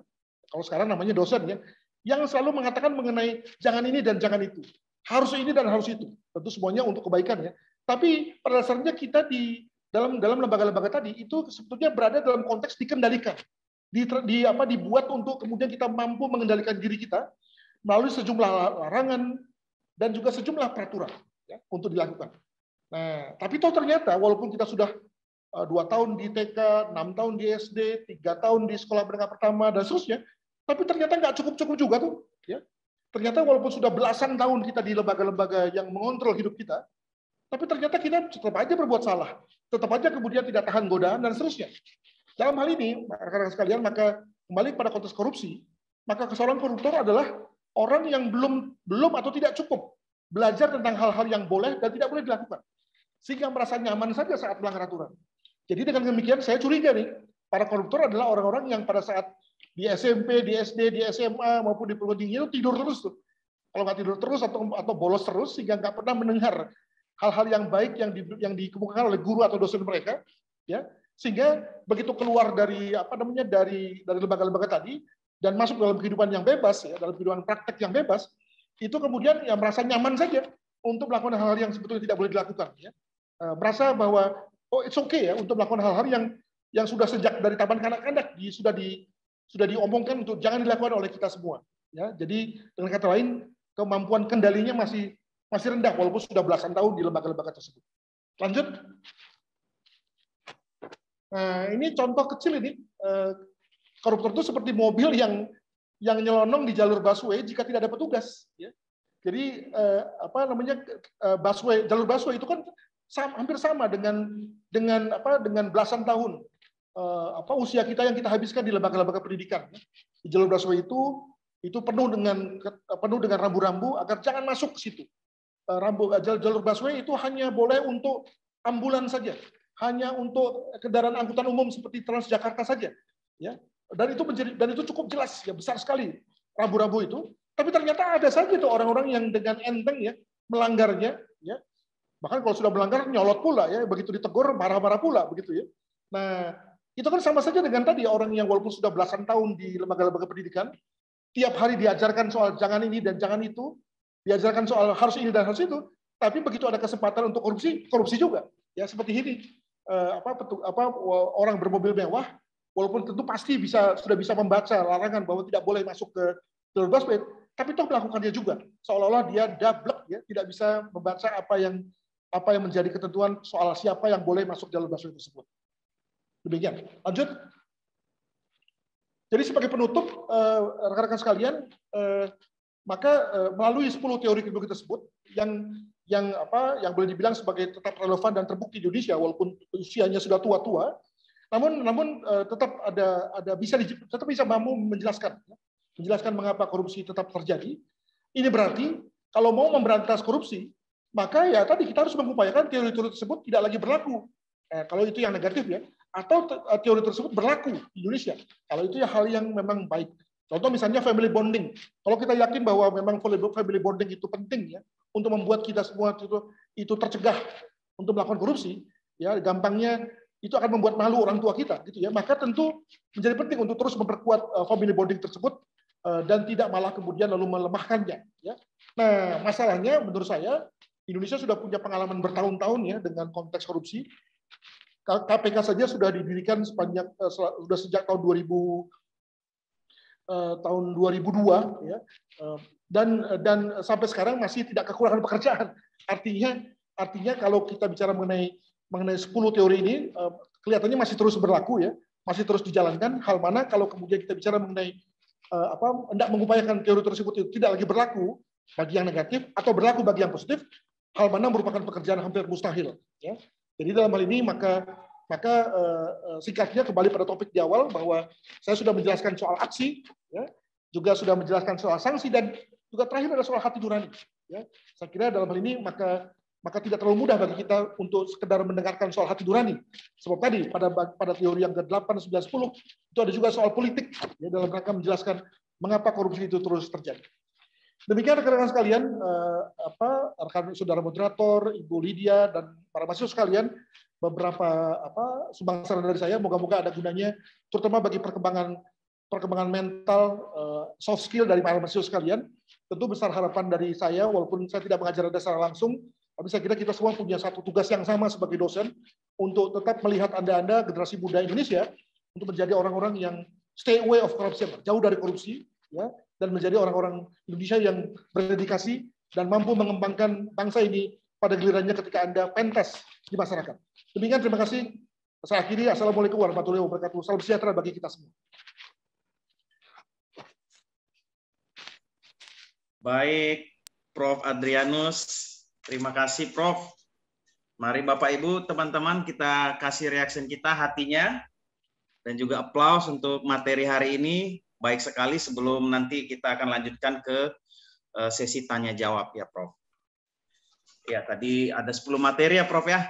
Sangat menarik dan itu bisa kita lihat di kehidupan sehari-hari juga, baik juga di media dan juga di lingkungan dimanapun kita berada. Ya, langsung saja untuk menghemat waktu, rekan-rekan mahasiswa dan Bapak Ibu para hadirin dipersilakan untuk bertanya. Kita buka 3 pertanyaan ya, Prof ya, untuk mengawali. Oke, 3. Oke, tadi tanda jempol dari Prof menyatakan menyetujui. Ya, langsung ke ini, ke forum chat boleh atau raise hand, dipersilakan. Oh ya, sudah ada yang masuk nih, Prof. Tapi dia langsung ini direct message ke saya sendiri. Saya izin bacakan, Prof, boleh, Prof? Silakan. Oke. Sore Pak, saya ingin bertanya bagaimana tanggapan Pak Adrianus mengenai hukuman mati bagi para koruptor. Apakah bisa diterapkan di Indonesia? Terima kasih.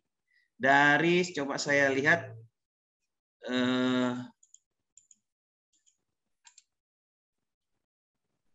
Naomi, ya Prof ya. Kalau bisa jangan direct message ya, teman-teman mahasiswa atau Bapak Ibu, langsung all gitu ya pesannya supaya bisa dibaca semuanya.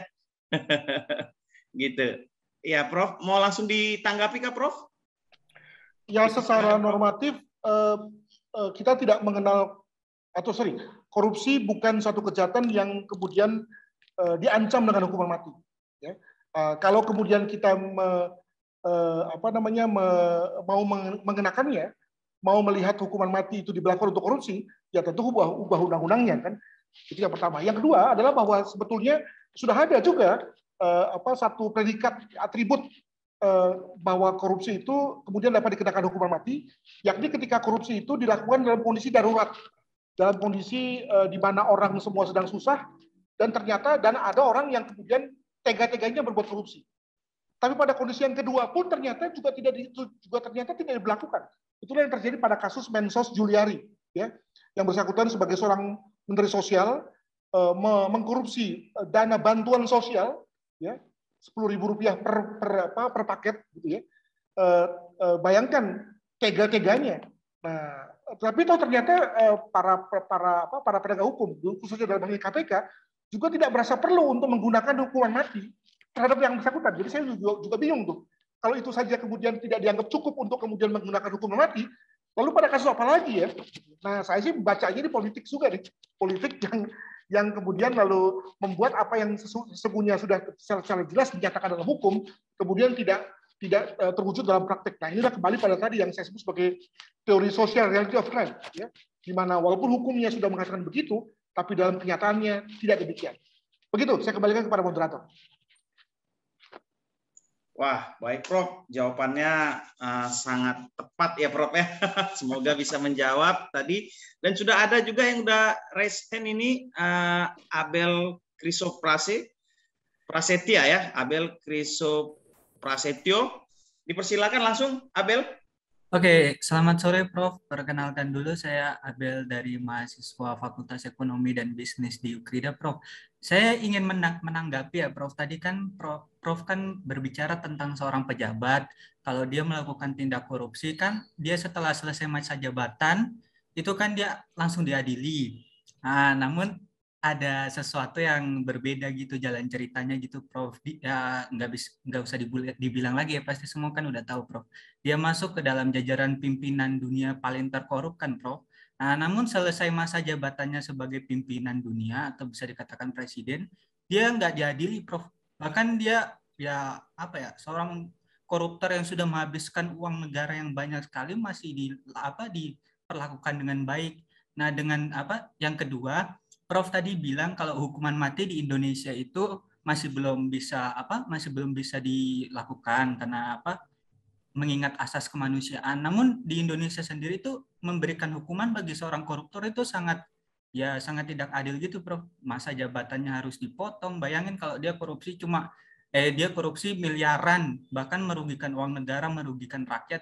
Masa dihukumnya cuma 3,5 tahun, habis itu dihitung-hitung dipotong PB, bisa keluar gitu, Prof.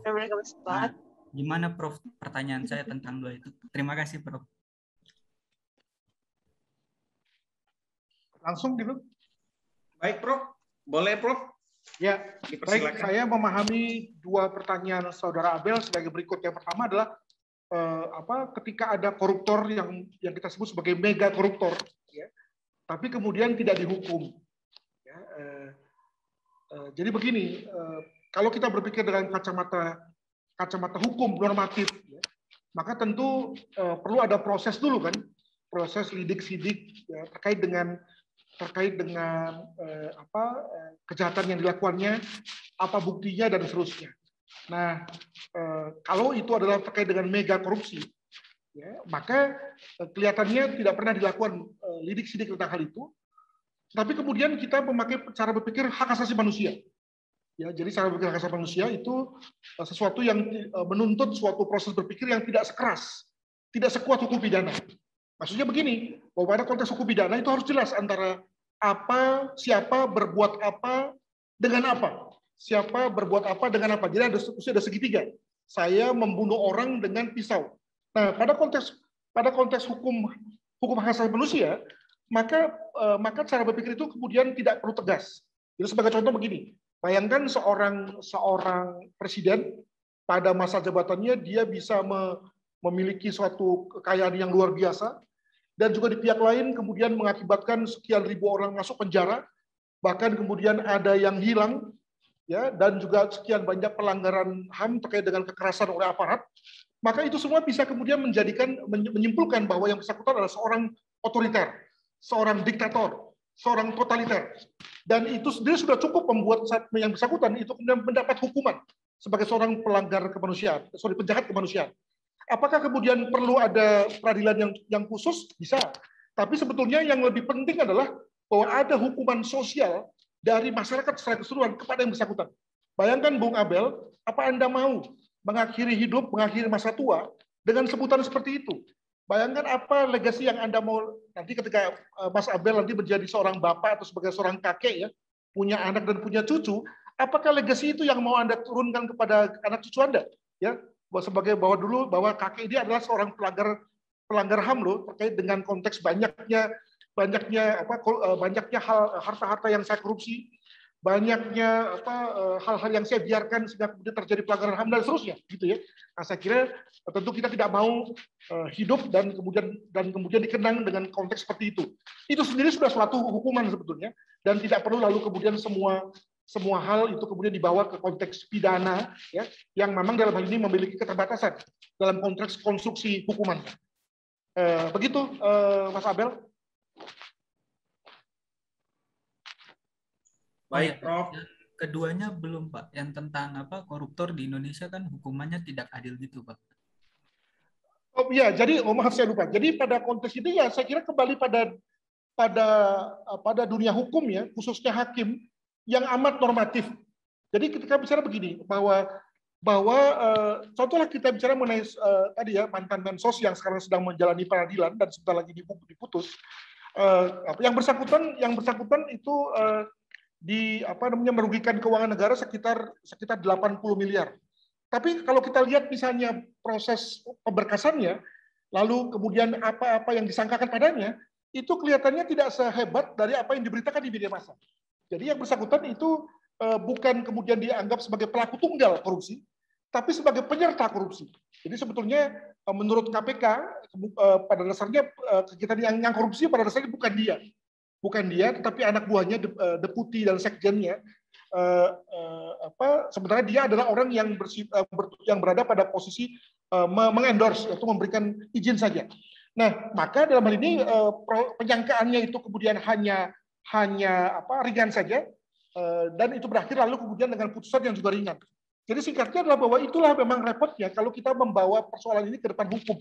Ya walaupun sudah ada mekanisme hukum yang khusus, sudah ada penegak hukum yang khusus yakni KPK, jaksa dan juga hakim yang khusus juga, tapi selama cara berpikirnya adalah cara berpikir reduksionis ya, jadi tergantung daripada apa yang dibawa oleh hakim, oleh polisi atau oleh KPK ya, lalu kemudian dibawa oleh jaksa kemudian menjanjikannya ke depan hukum, maka kalau kemudian seolah-olah itu adalah burung Garuda, padahal yang disajikan adalah burung emprit saja atau burung gereja saja, maka itu pula yang kemudian akan diputus oleh hakim ya. Jadi itu memang repotnya kita membayangkan yang diadili adalah besar, tapi ternyata yang kemudian dibawa ke hukum itu mungkin hanya sebagian kecil, alhasil kemudian putusannya pun ringan saja. Demikian. Baik, Prof. Terima kasih banyak, Prof. Baik, Prof. Adri. Ya, dipersilakan minum dulu, Prof. Iya, walaupun secara virtual kita tetap santai dan juga fokus ya, Prof. Ya. Ini memang teman-teman mahasiswa kita sangat-sangat antusias, Prof. Kalau dilihat dari pertanyaannya tadi, seperti Abel dan juga teman-teman lainnya. Oke, udah ada lagi muncul ya, Prof. Ya, pertanyaan dari Leo Girsang. Saya izin membacakan, Prof. Dari 10 teori yang sudah disampaikan tentang korupsi, kira-kira teori mana yang paling cocok ditanamkan dalam konteks kita di Indonesia? Monggo langsung dijawab, Prof. Tadi misalnya ada teori strain ya, nomor 3. Ini saya pikir cocok untuk konteks mahasiswa sekalian. Ya. Jadi bayangkan mengapa Anda semua mau masuk ke perguruan tinggi. Ya. Tentu karena Anda berpikir bahwa dengan menjadi seorang sarjana, dalam hal sarjana lulusan UKIDA, itu Anda akan mendapatkan kesempatan yang lebih baik daripada orang-orang yang non sarjana, ya kan? Sebab kalau tidak, ngapain Anda buang-buang duit untuk membayar mahal ikut kuliah di UKIDA? Nah, maka ketika Anda yakin itu, maka ngapain Anda berbuat jahat, kan begitu? Kenapa untuk mendapatkan kekayaan yang sama misalnya atau prestis yang sama misalnya, mengapa Anda tidak ikut mengapa Anda kemudian memilih jalur ikut pendidikan, karena Anda yakin bahwa itulah yang benar dalam rangka mencapai kesuksesan, kebahagiaan yang Anda pikir sebagai hal yang acceptable. Nah, begitu pula ketika kemudian lalu Anda masuk dalam dunia pekerja, ya. Anda ikut seleksi, Anda ikut assessment, Anda ikut ujian, tentu kan Anda yakin bahwa proses-proses itu adalah proses yang benar, di mana Anda yakin bahwa kalau kita memang baik, kita memang berkompeten, kita memang yang paling oke di mata penyedia kerja, maka kitalah yang akan dipilih. Tapi begitu kemudian Anda sudah mulai nggak yakin bahwa ini tim seleksinya pasti masuk angin ini, tim seleksinya pasti melihat-lihat orang berbasis pada agamanya nih, berbasis pada sukunya nih, maka ketika itu pula lalu Anda mulai kasak-kusuk. Sesimpel itu, ya, sesimpel itu. Demikian juga ketika Anda katakannya sudah masuk ke satu kantor ya, Anda belum mau menjadi seorang entrepreneur, Anda menjadi pegawai dulu gitu ya. Maka ketika Anda yakin bahwa hanya karena prestasilah, hanya karena kinerja tinggilah maka Anda akan dapat jabatan, maka Anda tidak akan mau berpikir hal-hal yang lain-lain kan. Nah, jadi singkatnya adalah bahwa korupsi itu terjadi kalau tata kelolanya brengsek. Kalau bisnis prosesnya brengsek, kalau regulasinya tidak ditegakkan dengan baik. Nah, tetapi ketika itu semua ditegakkan dengan benar, maka saya kira desire ya, drive untuk korupsi itu akan hilang. Nah, permasalahannya bahwa di Indonesia ini belum semua instansi, belum sebuah perusahaan, belum sebuah lembaga, belum sebuah kampus mau melakukan hal itu. Ya, contoh misalnya ada kampus ya, tentu saya tidak mau sebut yang mana, itu semua pejabat-pejabat kampusnya dari dari kalangan tertentu saja, ya. Walaupun katanya kampus itu kampus yang terbuka, tapi semuanya dari itu aja. Nah, itu kan lalu mengesankan bahwa dia ada favoritisme. Maka kalau saya misalnya menjadi dosen di situ, ya, lalu kemudian bukan merupakan kalangan yang sama, ya lebih bagus saya kemudian apakah kasakusuk atau keluar. Nah, itu kan satu hal yang sebetulnya tidak baik. Nah, itulah contoh dari teori yang menurut saya dewasa ini berlaku betul. Ya, seiring dengan makin membaiknya tata kelola di Indonesia. Satu contoh tentang tata kelola yang buruk itu adalah umumnya adalah birokrasi, kan? Bahwa di birokrasi itu semua penuh dengan KKN. Tapi dewasa ini semakin baik dewasa ini, yakni ketika bicara mengenai penerimaan ASN misalnya, semua berlangsung serentak, terbuka, semua orang langsung tahu jawabannya, langsung tahu hasilnya, dan langsung juga tahu keputusannya. Apakah masuk atau tidak masuk. Nah, itu kan amat menekan kemauan untuk berbuat yang macam-macam ya terkait dengan penerimaan ASN terkait dengan konteks di birokrasi. Nah, maka lalu kemudian masih ada saja sih memang orang-orang yang mengiming-imingi, ya, bahkan bikin kursus untuk bagaimana supaya lolos seleksi ASN, ya. Tapi pada dasarnya tata kelola kita terkait dengan penerimaan ASN di birokrasi sudah makin baik, dan ini mengindikasikan bahwa kita tidak perlu berkorupsi terkait dengan hal itu. Begitu, Mas Moderator. Baik, Prof. Wow. Pertanyaannya singkat, jawabannya panjang dan sangat lengkap sekali, Prof. Saya juga tadi mengikutinya, wah, luar biasa. Karena waktu juga ini, teman-teman mahasiswa dan Prof. Adrianus, bolehkah Prof kita buka satu pertanyaan lagi, Prof, untuk nanti kita akhiri sesi ini? Boleh, Prof, ya?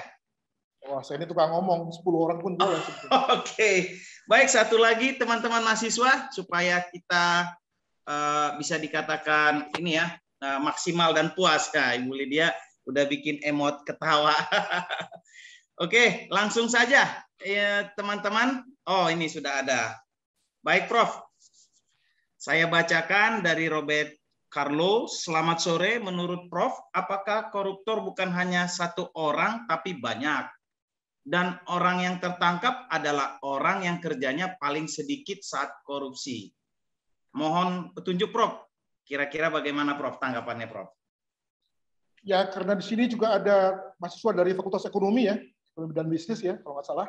Maka dalam dunia akuntansi itu kan selalu ada pihak yang menerima, ada pihak yang mengeluarkan. Kan? Jadi ketika bicara mengenai uang, maka ada uang yang dikeluarkan, ada pihak yang menerima. Nah, lalu menjadi lucu kalau kemudian ada hanya pihak yang menerima saja yang kemudian dinyatakan sebagai tersangka, ya, atau dinyatakan sebagai salah terkait korupsi, sementara orang yang memberi tidak, gitu ya. Jadi minimal pasti ada dua belah pihak yang kemudian menjadi pelaku untuk kita bicara mengenai korupsi sebagai suatu bentuk interaksi. Nah, jangan lupa pula bahwa di atas dari orang yang menerima atau mengeluarkan uang itu, maka ada atasan.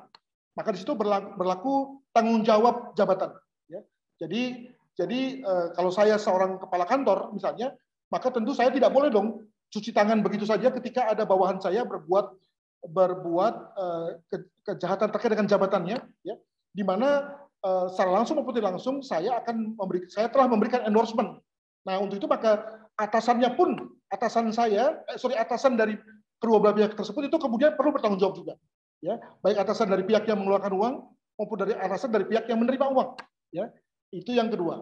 Yang ketiga adalah kalau kemudian di antara pihak-pihak yang menerima dan menerima uang itu lalu kemudian menyediakan atau mengundang orang untuk menjadi mediator. Ya, contohnya misalnya ada kurir yang mengantar uang itu untuk kemudian diterimakan pada pihak yang lain. Maka orang itu pun juga kemudian perlu untuk dijadikan sebagai bagian dari tersangka. Singkatnya rekan-rekan sekalian, maka tidak mungkin sebetulnya hanya ada satu orang yang menjadi bersalah dan kemudian lalu dinyatakan sebagai tersangka. Tidak mungkin. Tetapi mengapa itu mungkin? Ya, ini dia soal politik ya, yang kemudian lalu seringkali kemudian masuk dalam konteks penghukuman pelaku-pelaku korupsi. Lalu ketika ditanyakan mengenai apakah yang tertangkap adalah orang yang kerjanya paling sedikit saat korupsi, saya tidak terlalu jelas mengenai apa yang dimaksud dengan orang yang kerjanya paling sedikit. Tetapi mungkin begini ya. Biasanya yang kalau kita berpikir dengan kacamata kejaksaan, saya katakan secara khusus kejaksaan karena memang kejaksaan adalah lembaga yang khusus ya mengkonstruksikan mengkonstruksikan pendekatan formil dari suatu korupsi. Jadi yang dilihat adalah ada nggak tanda tangannya, ada nggak kewenangannya, ada nggak apakah hal itu dilakukan sesuai dengan apa dalam konteks masa jabatannya misalnya. Sebagai contoh misalnya Bu Lydia ya, Bu Lydia misalnya tanda tangan penerimaan mahasiswa, tapi dilakukan di luar terhitung masa tanggal jabatannya. Maka tentu tanda tangan Bu Lydia tentu tidak berlaku gitu ya. Nah, ketika itu terjadi, maka kemudian Bu Lydia dinyatakan sebagai salah secara formil.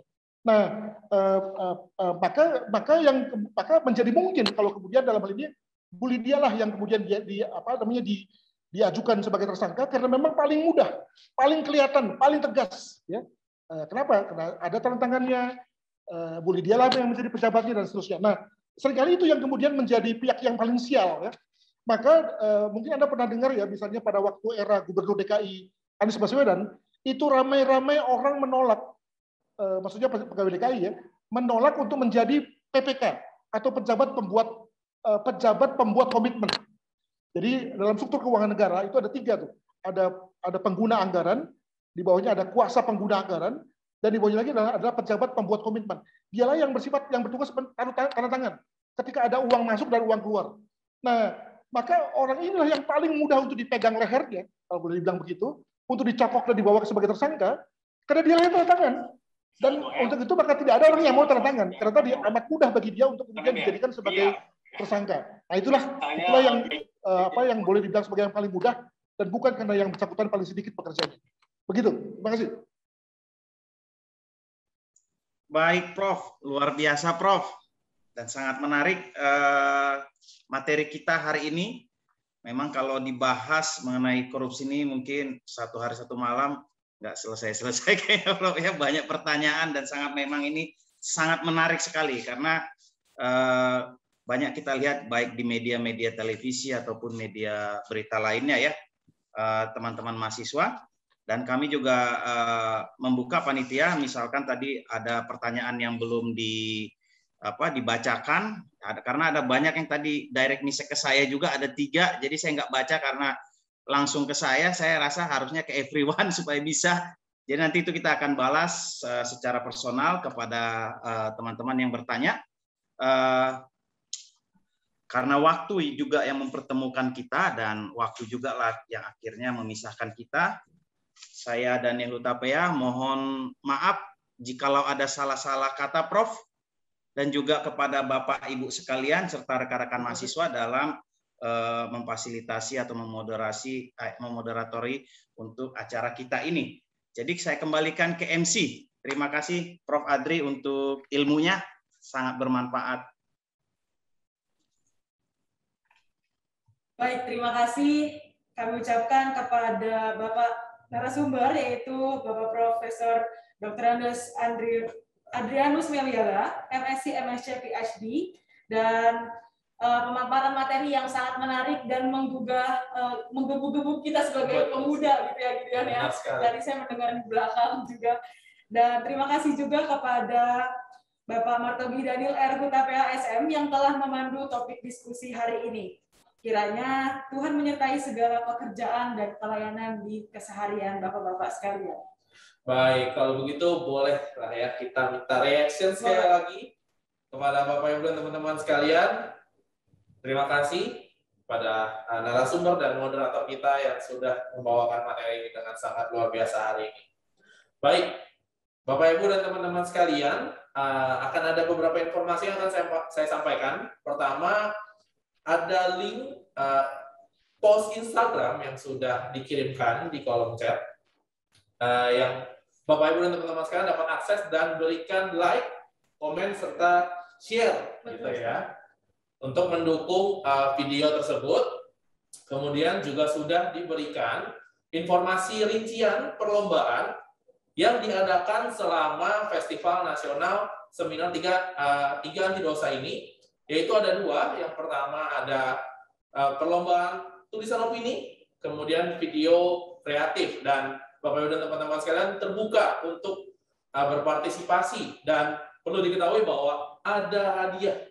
Berapa besarnya hadiah? Iya, dengan total hadiah 15 juta rupiah teman-teman sekalian dan Bapak Ibu. Maka dari itu Mari kita semua berpartisipasi aktif dalam perlombaan di acara seminar Festival Nasional Tiga Anti Dosa ini.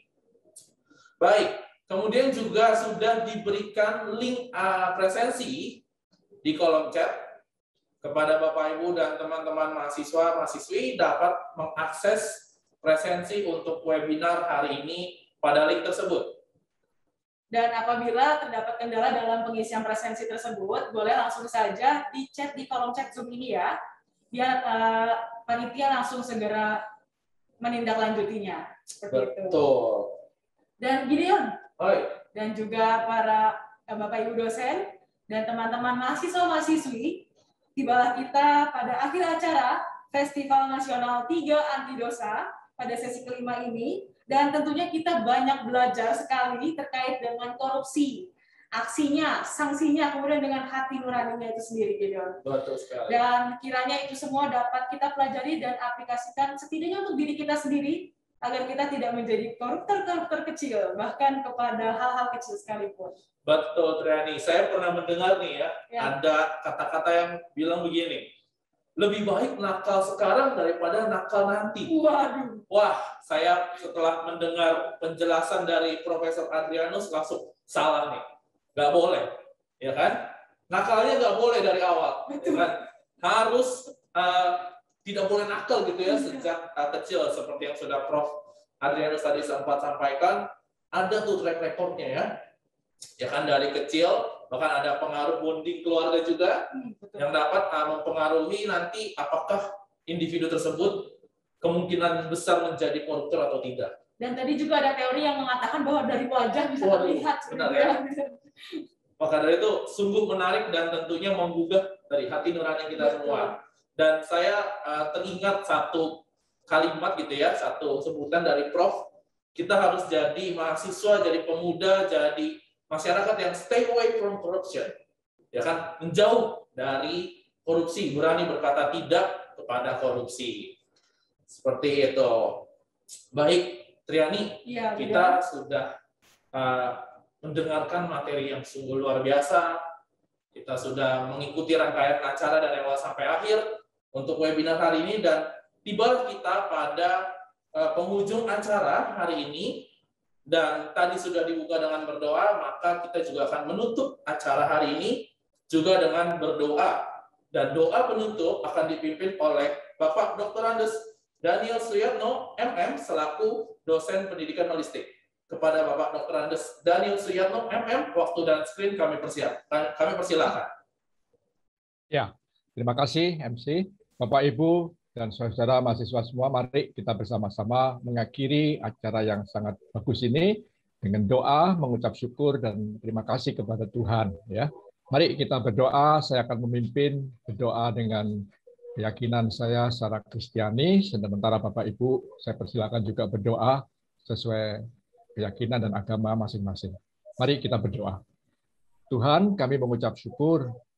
Hari ini kami boleh bersama-sama belajar tentang sesuatu yang luar biasa, di mana kami menjadi satu pribadi yang harus jujur, belajar dengan integritas, mengabdi, melayani tanpa pamrih, dan pada saatnya kami bisa berkata, tolak korupsi. Terima kasih Tuhan untuk pembicara ataupun narasumber pada hari ini, yaitu Bapak Profesor Adrianus Meliala, yang sudah Tuhan pakai untuk menjabarkan betapa pentingnya kita semua sebagai generasi muda untuk menghindari yang namanya korupsi. Tuhan pakai kami semua juga, bukan hanya secara teoritis kami mengerti dan memahami, tetapi kami juga boleh mempraktekkan bahwa sampai kapanpun kami harus jujur, kami harus berbuat yang terbaik, dan kami juga menjadi berkat bagi bangsa dan negara dan masyarakat Indonesia, dan kami tidak melakukan korupsi tersebut. Hari ini adalah Hari Pahlawan. Kami teringat akan para pahlawan yang sudah berjuang untuk negeri kami. Tuhan berkati setiap pahlawan yang sudah berjerih lelah. Mereka gugur untuk memperjuangkan kemerdekaan negara kesatuan Republik Indonesia ini. Dan pakai kami semua Tuhan yang sudah hidup dalam masa kemerdekaan ini untuk mengisi masa-masa di negeri kami ini menjadi suatu negeri yang makin hari makin damai dan sejahtera, dan masyarakat boleh mengalami kesejahteraan bersama-sama kami. Terima kasih Bapak di surga. Terima kasih untuk acara hari ini. Tuhan sudah menyertai dari awal, pertengahan, hingga pada akhirnya. Kami mengucap syukur dan kami panjatkan doa kami di dalam nama Tuhan Yesus Kristus. Amin. Saya kembalikan kepada MC. Baik, terima kasih kami ucapkan kepada Bapak Dr. Andes Daniel Suyatno, MM, yang telah memimpin kita semua di dalam doa penutup untuk acara seminar pada sore hari ini. Baik, demikianlah rangkaian acara Festival Nasional Tiga Anti Dosa kita pada sore hari ini. Kami mewakili segenap panitia yang bertugas mengucapkan terima kasih dan mohon maaf apabila terdapat kekurangan atau kesalahan-kesalahan yang kurang berkenan di hati Bapak Ibu dan teman-teman sekalian. Akhir kata, wassalamualaikum warahmatullahi wabarakatuh. Om Shanti Shanti Shanti Om. Namo Buddhaya. Salam kebajikan. Tuhan Yesus memberkati kita semua. Sampai jumpa di webinar berikutnya.